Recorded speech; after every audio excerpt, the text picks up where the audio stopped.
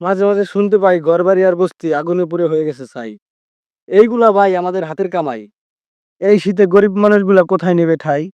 নেতারা করে সব প্রকাশ, মানুষের নাই ভালো কোনো নীতি, দেখা যায় আমাদের নিয়ে চলে বড় বড় রাজনীতি। ঠিকই বলেছেন ভাই, একটা টিন দিলে 6 জন মিলে ছবি তোলে আর বলে ফেসবুকে দিতে হবে আপলোড। দেখা যায় দিয়েছে যা, তার থেকে বেশি করেছে আদায়। এটা কি হলো মানবতা, ভাবি আমি সদাই। ভাই সাহায্যের নামে চলে তামাশা, গরিব বিপদে পড়লে অনেকে দেয় আশা। গরিবের কষ্ট বলার মতো নেই কোনো ভাষা। ভাই সাহায্যের থেকে বেশি চলে প্রতারণা, কিন্তু গরিবের ভাগ্যে থাকে অন্যের মুখ ঘান্টা শোনা। ভাই আসে কত প্রাকৃতিক দুর্যোগ আর ভূমিকম্প, তবুও মানুষ বোঝে না পাপ করেছি অসংখ্য।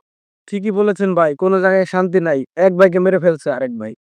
ছেলের হাতে খুন ভয়ে মা, এমন খবর শুনতে কেউ কখনো আশা করে না। দিন দুপুরে মারছে মানুষ, রক্তের নাই দাম।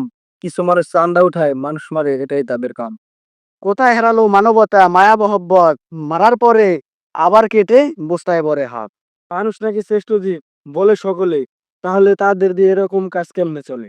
আমরা সবাই চাই এর থেকে মুক্তি, কেন করো কাটাকাটি হানাহানি, পাই না কোনো যুক্তি। হয় আমরা শান্তপ্রিয় মানুষ যারা, তাই একটু শান্তি, শান্তির জন্য আমরা এর সময় করি অনেক কিছু মানতি। কিন্তু অনেক খারাপ মানুষ ধরছে সাধুর বেশ, এভাবেই চলছে আমাদের বাংলাদেশ। ভাই এর থেকে মুক্তি পাওয়া নাকি কোনো পথ? একটা উপায় আছে, এদেশের সব মানুষকে হতে হবে সৎ।